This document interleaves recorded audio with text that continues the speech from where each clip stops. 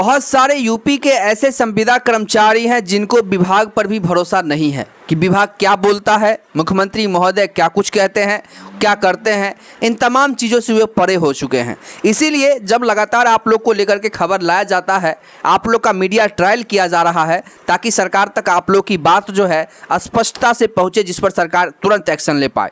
लेकिन संविदा कर्मचारी ऐसे हैं जिनको ना विभाग पर विश्वास है, ना उनको सरकार पर विश्वास है, ना उनको मीडिया पर विश्वास है, जो लगातार आप लोग के हितों में काम कर रही है। मैं आप तमाम वर्ग के संविदा कर्मचारियों से पूछना चाहता हूं कि क्या आज से पहले आप लोगों की मांग विधानसभा में उठता था, यानी कि पहले आप लोग की आवाज़ जो है विधानसभा में उठता था, राज्यसभा में उठता था, लोकसभा में उठता था, यानी कि हर संवैधानिक जगहों में से कहीं पर उठता था? नहीं उठता था। इसीलिए नहीं उठता था क्योंकि डिजिटल जो इलेक्ट्रॉनिक मीडिया है, जो आप लोग को टीवी पर खबरों दिखाते हैं, उन तमाम चैनलों के पास आप लोग के लिए समय नहीं है।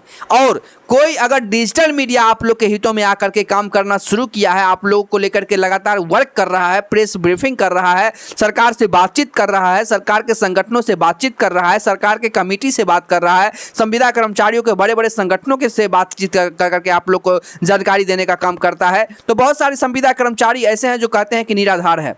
तो ऐसे संविदा कर्मचारियों को कहीं ना कहीं कैसे मिल पाएगा आप लोग को तोहफा, या फिर कैसे आप लोग को लेकर के सरकार सोच सकती है जब सरकार तक आप लोग की आवाज़ नहीं पहुंचेगी। और लगातार आप लोग देख रहे हैं कि प्रेस ब्रीफिंग के दौरान जो भी बात वहां से बताई जाती है, लाइव टेलीकास्ट करके हम लोग दिखाने का काम करते हैं, जिसके तहत सरकार पर भी इस चीज़ का इम्पैक्ट पड़े, जिसके बाद वो सरकार जो है संविदा कर्मचारियों के हितों में लगातार फैसला ले सके। आप लोग इस बात से अनजान मत होइए कि यूपी में संविदा कर्मचारियों की जनसंख्या सभी राज्यों से बहुत ज़्यादा है। अब ऐसे में संविदा कर्मचारियों को मूल भौतिक सुविधाओं के साथ साथ आप लोगों को उचित वेतनमान, NPS, mediclaim policy, accidental insurance, सप्ताह में छुट्टी, राष्ट्रीय छुट्टी, ईपीएफओ, ईएसआई, अनुकंपा, ग्रेजुएटी, रिटायरमेंट सहित तमाम तरह की सुविधाएं ऐसे ही नहीं मिल जाएगी। उसके लिए आप लोग को थोड़ा सा पेशेंस रखना पड़ेगा, थोड़ा सा धैर्य रखना पड़ेगा, और ये करना पड़ेगा कि आप लोग थोड़ा सा समझिए, विभाग को समझिए। विभाग के पास आप समझते हैं कि हम एक है संविदा कर्मचारी, नहीं, आपके अनुसार काम नहीं चलता है, विभागीय स्तर से चलता है। और विभाग जैसे ही सारे कुछ करके फाइल को सबमिट करती है, वैसे ही किसी जो अधिकारी है उसका तबादला हो जाता है, जिसके सहित क्या होता है कि वो मामला फिर से पेंडिंग में पड़ जाता है, क्योंकि अधिकारी जो रहेंगे उसी से ना साइन करवा के फिर उसको आगे फॉरवर्ड करेंगे आगे के विभाग में। तो संविदा कर्मचारी इतना आप लोग धैर्य पूर्वक रहिए। आप लोग ऐसा मत करिए कि जो आगे चल करके जो एक डिजिटल मीडिया भी, जैसे हम ही लोग आप लोग को लेकर के काम कर रहे हैं, वो भी काम करना छोड़ दे, आप लोग की आवाज़ बनना छोड़ दे, आपकी आवाज़ को उठाना छोड़ दे। आगे चल करके आप लोग के साथ क्या होगा वो आप लोग समझते हैं। आप लोग की मांग कभी भी सरकार के पास नहीं पहुंचेगी। और आप लोग ये सोचिए कि एक डिजिटल मीडिया भी आप लोग को लेकर के काम कर रहा है, तो आप लोग की आवाज़ हर दिन जो है विधानसभा में गूंजती है, सरकार के समक्ष जो है संगठन जाकर के बातचीत करती है, और जो भी खबरें होती है, क्या आप लोग को इलेक्ट्रॉनिक मीडिया से मिलता है संतुष्टजनक खबर? आप लोग के हितों में कोई भी कभी भी ट्रायल चलाया कि संविदा कर्मचारी आज के समय में किस हाल में जी रहे हैं? कोई चैनल चलाता है? आप हमको बताइए। लेकिन हम लोग जानते हैं कि संविदा कर्मचारी किस हाल में आज के समय में जी रहे हैं।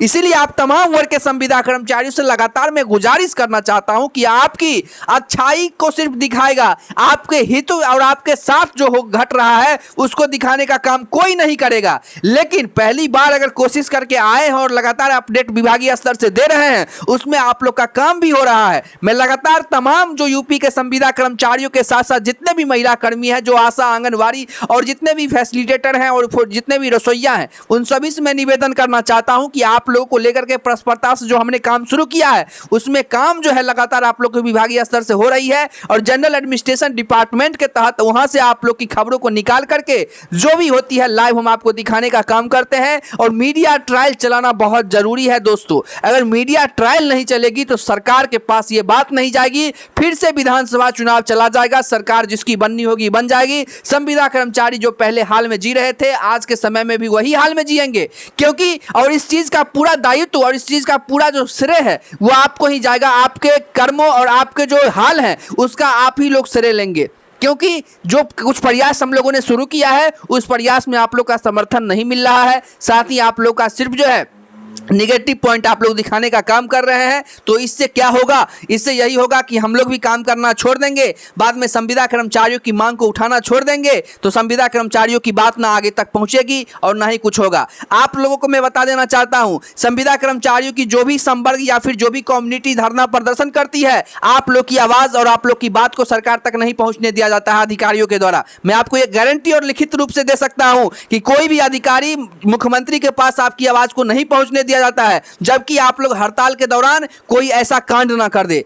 कोई गंभीर कांड कर देने के बाद जो है सरकार के पास उस बात को पहुंचा दिया जाता है कि ऐसा इस तरह का घटना और इस तरह का घटना जो है ट्रेंडिंग में सोशल मीडिया के वजह से ही जाता है। तो इसीलिए संविदा कर्मचारी आप लोग अच्छे तरीके से अपने विभाग में काम करें। आप लोग की आवाज बनने की काम हम लोग किए हैं। आप लोग की आवाज को लगातार संसद, लोकसभा, विधानसभा में उठवाने का काम हम लोग करते हैं। सरकार से लगातार प्रेस ब्रीफिंग करते हैं, मीडिया ब्रीफिंग करते हैं, और जो भी जानकारी आप लोग को लेकर के आ रही है मैं तमाम जानकारी आप लोग को दिखाने का काम करता हूं, और साथ ही लाइव टेलीकास्ट करके मीडिया ट्रायल चलाता हूं ताकि सरकार इस चीज से सीख ले। और संविदा कर्मचारी जो बद से बदतर हाल में अभी जी रहे हैं, ना उनको सही से वेतनमान दी जा रही है, ना उनको सही से एनपीएस का लाभ दिया जा रहा है। बहुत सारे विभागों में ईपीएफओ मिलता है, लेकिन बहुत सारे विभागों में ईपीएफओ ईएसआई नहीं मिलता है। तो तमाम जो विभाग हैं उसमें इस चीज को लागू किया जाए, इसको लेकर के लगातार केंद्रीय सचिव जो है इस बात को लेकर के सभी राज्यों को इसको लेकर के उन्होंने चिट्ठी लिखा है कि जो भी संविदा कर्मचारी हैं जिन भी राज्य में काम कर रहे हैं, अगर उनको ईपीएफओ का फायदा नहीं मिलता है तो उनको वो मिलना चाहिए,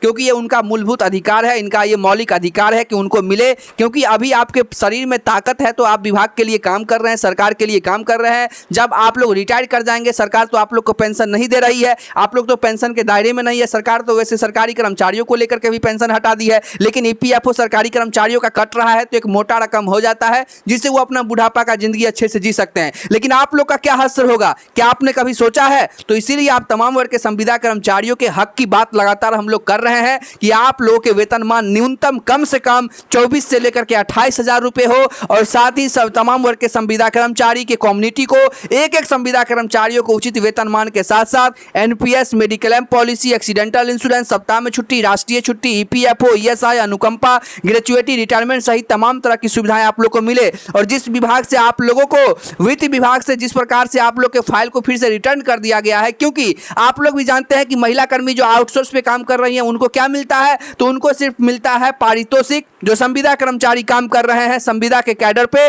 उन सभी को मिल रहा है मानदेय। अब ऐसे में आप लोगों के हक की बात सबसे पहले हम ही लोग ने किया कि आप लोग को वेतनमान दी जानी चाहिए, जिससे आप लोग हर साल जो अपने मांगों को लेकर के सड़क पर उतर के धरना प्रदर्शन करते हैं वो से आप लोग को निजात मिल सके।